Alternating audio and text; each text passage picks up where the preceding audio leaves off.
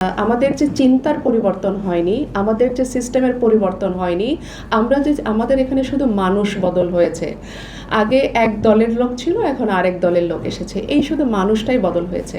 আমরা আগে দেখেছি যে যাদের হাতে, যাদের মালিকানায় ছিল গণমাধ্যম, ঠিক যেই দল আরেকটা দল, কারণ ধরেই নেওয়া হচ্ছিল যে ইন্টারিম গভর্নমেন্ট তো একটি ইন্টারিম সময়ের জন্যই থাকবেন, এর পরের আরেকটি দল ক্ষমতায় আসবেন এবং তাদের লোকজন তারা পূর্ব প্রস্তুতি হিসেবেই এই জায়গাগুলো দখল করে আসছিল। এবং অনেকে আমাকেও বলেছে, আপা আপনি কোন টেলিভিশনে জয়েন করছেন, আপা আপনি কোন টেলিভিশনের দায়িত্ব নিচ্ছেন, যেহেতু আমি দীর্ঘদিন অনেকগুলো টেলিভিশনে কাজ করেছি। এই ধরনের প্রশ্নগুলো আমাকে শুনতে হয়েছে। আমরা গণমাধ্যম সংস্কার কমিশন থেকে সবচেয়ে গুরুত্ব দিয়েছিলাম কয়েকটি বিষয়। সেটি হচ্ছে, তার মধ্যে অন্যতম হচ্ছে এই মালিকানা এবং আমাদের লাইসেন্সগুলো এবং রেজিস্ট্রেশনগুলো রিভিউ করার জন্য। রিভিউ করতে গেলে তখন স্বাভাবিকভাবে এই অনিয়ম দুর্নীতিগুলো আপনাদের চোখে পড়তো এবং চোখে পড়ার পর স্বাভাবিকভাবেই আপনি তাদের বিরুদ্ধে ব্যবস্থা নিতে পারতেন এবং জবাবদিহিতার জায়গা তৈরি হতো যে আসলে যে প্রতিষ্ঠান শুরুই হয় এক ধরনের দুর্নীতি পরায়ণতা, অনৈতিকতার ভেতর দিয়ে, সেখানে কিভাবে সংবাদ চর্চা হবে। এই রিভিউগুলো আসলে কিন্তু অটোমেটিকভাবেই এই ধরনের পরিবেশ থেকে আমরা হয়তো বের হয়ে যেতে পারতাম, কিন্তু আমরা আসলে সেটা পারিনি। ইন্টারিম গভর্নমেন্ট তার 18-19 মাসের সময়ে বেশ কিছু ফরম্যাট তৈরি করে গেছেন, কারণ তাদের পক্ষে কোনো সংস্কার বাস্তবায়ন করা এত কম সময়ে, এবং যে দেশটা এত প্রাতিষ্ঠানিক ভঙ্গুরতার মধ্য দিয়ে গেছে বা যাচ্ছে বা এখনও আছে, মাত্র 18-19 মাসের একটি সরকারের পক্ষে সেটা ঠিক করা কোনোভাবেই সম্ভব না। কিন্তু ঠিক করতে না পারলেও তারা কিন্তু একটা ফরম্যাট দিয়ে গেছেন যে আপনারা অন্তত এটাকে ভিত্তি ধরে এই সমাজের অনৈতিকতা এবং দুর্নীতিগুলোকে থেকে সরে যাওয়ার একটি রাস্তা অন্তত পাবেন।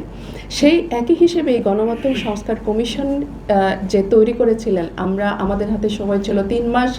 এই 3 মাসেও আমরা আমাদের সাধ্যমতো চেষ্টা করেছি। হয়তো সেখানে সব বিষয় উঠে আসেনি, হয়তো কিছু বিষয় বাদ গেছে, কারণ এটা খুব স্বাভাবিক, 3 মাসে এটা সম্ভব না। 54 বছরে যে জিনিসটাকে আমরা গুরুত্ব দিইনি, 54 বছরে যেখানে অনেক কিছু আমাদের চোখে পড়েনি, সেখানে 3 মাস, এই 54 বছরের ব্যবচ্ছেদ করাটা খুব কঠিন। এখানে গীতি আপা আমার সাথে অবশ্যই একমত হবেন, কারণ গীতি আপাও একটি বড় কাজ করেছেন গণমাধ্যম সংস্কার কমিশনে। গতকাল আমি এই উদাহরণেই আসি যে দেখেন, আমাদের যে চিন্তার পরিবর্তন হয়নি, আমাদের যে সিস্টেমের পরিবর্তন হয়নি, আমাদের এখানে শুধু মানুষ বদল হয়েছে।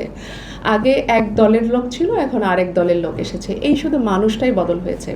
গতকালকে রিসার্চ নিয়ে কাজ করেন আমাদেরই এক সহকর্মী, উনি আমাকে ফোন করে বললো যে আপা আমার গণমাধ্যম জনমত জরিপ আপনারা যেটা করেছিলেন সেটা আমার একটু দরকার একটা কাজের জন্য। এবং আমি খুব গর্ব নিয়ে বললাম এটা তো গণমাধ্যম সংস্কার কমিশনের ওয়েবসাইটে আছে। বললো যে না, এটা নাই। আমি খুবই অবাক হলাম এবং আমি অবাক হয়ে আমাদের কামর ভাইকে, কারণ আমরা নিজেদের হতাশা প্রকাশ করি যে গভর্নমেন্ট তো এখনও কিছু করলো না। তো আমি কামর ভাইকে বললাম যে এটা কী অবস্থা। উনিও বেশ অবাক হয়ে বললেন যে তাই তো, এটা তো আমি জানি না যে সংযুক্তিগুলো কোথায় গেল। এরপরে আমার সেই সহকর্মী যিনি এই জরিপটা খুঁজছিলেন, তিনি তখন বিবিএসকে ফোন করেন এবং বিবিএস তখন বলেন যে এটা নাকি সব মানুষের জন্য না, এটা নাকি শুধুমাত্র সরকারের জন্য, এটা নাকি শুধুমাত্র সংশ্লিষ্ট কিছু ব্যক্তি বা প্রতিষ্ঠান বা জায়গার জন্য।